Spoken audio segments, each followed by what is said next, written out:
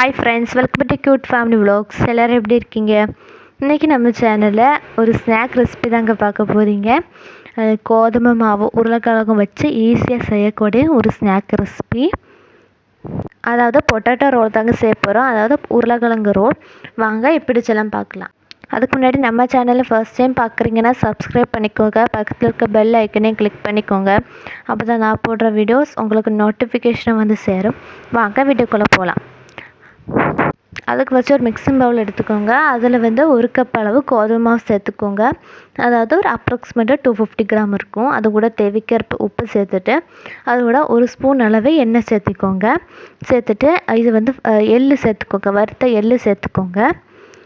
சேர்த்துட்டு இது இப்போ நம்ம மிக்ஸ் பண்ணிடலாம். ஒரு தடவை மிக்ஸ் பண்ணிவிட்டு இப்போ நம்ம இதில் தேவைக்கேற்ப தண்ணி சேர்த்து மிக்ஸ் பண்ணிடலாம். நம்ம கோதுமை மாவுலாம் பேசுவோம்ல, ஸோ அந்த கன்சிஸ்டன்சிக்கு இப்போ நம்ம நல்லா மிக்ஸ் பண்ணி எடுத்துடலாம். பாருங்கள், இந்த அளவுக்கு இப்போ நம்ம நல்லா மிக்ஸ் பண்ணி உருண்டை பிடிச்சி வச்சாச்சு.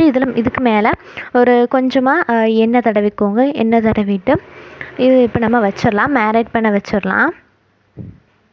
இதை ஒரு மூடி போட்டு மூடி அரை மணி நேரத்துக்கு அப்படியே வச்சிடலாம். இப்போ நம்ம இன்னொரு பவுல் எடுத்துக்கோங்க. அதில் வந்து 2 உருளைக்கிழங்கு நல்லா மசித்து சேர்த்துக்கோங்க. அது கூட கொஞ்சமாக பாதி வெங்காயம், அப்புறம் கொஞ்சமாக கொத்தமல்லி,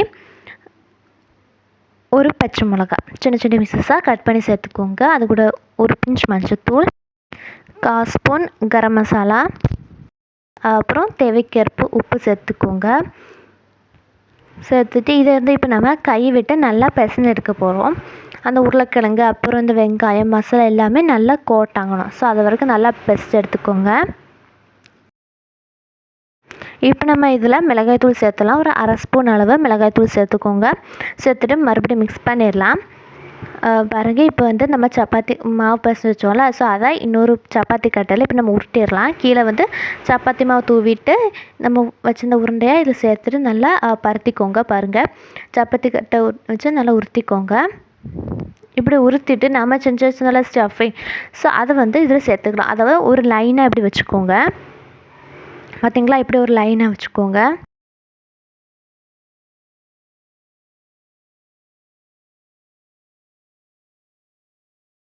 இப்போ நம்ம இதை ரோல் பண்ண போகிறோம். அதனால் கொஞ்சமாக வச்சாலும் ஓகே தான். வச்சுட்டு இப்படி நல்லா ரோல் பண்ணிக்கோங்க. மெதுவாக பார்த்து கவனமாக ரோல் பண்ணிக்கோங்க. ஏன்னா பிஞ்சிடக்கூடாது மாவு. ஸோ அதனால் கவனமாக ரோல் பண்ணிட்டு அதை வந்து நல்லா ஒட்டி விட்ருங்க. அந்த மாவோட அந்த எட்ஜை ஒட்டி விட்ருங்க. இப்போ நம்ம இதை பாதியாக கட் பண்ணிக்க போகிறோம். ஒரு நைஃப் வச்சு கட் பண்ணிக்கோங்க. பாருங்கள், இப்படி இருக்கும்ல. கட் பண்ணிவிட்டு அதையும் சின்ன சின்ன பீசஸாக இப்போ நம்ம கட் பண்ணி எடுத்துக்க போகிறோம். பாருங்கள் எப்படி இருக்குன்னு. இப்படி சின்ன சின்ன பீசஸாக கட் பண்ணி எடுத்துக்கணும். பாருங்கள், இப்போ நம்ம எல்லா பீசஸையுமே இப்படி கட் பண்ணி எடுத்தாச்சு. அதுக்கப்புறம் ஒரு முட்டையை ஒரு பவுலில் வந்து நல்லா அடித்து சேர்த்துக்கோங்க. பாருங்கள், நல்லா அடித்து சேர்த்துக்கோங்க.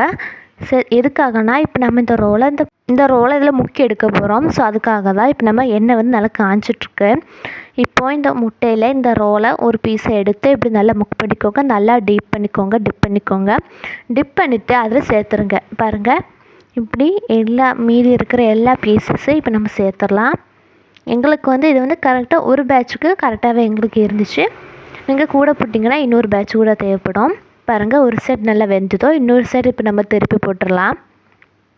பாருங்கள்,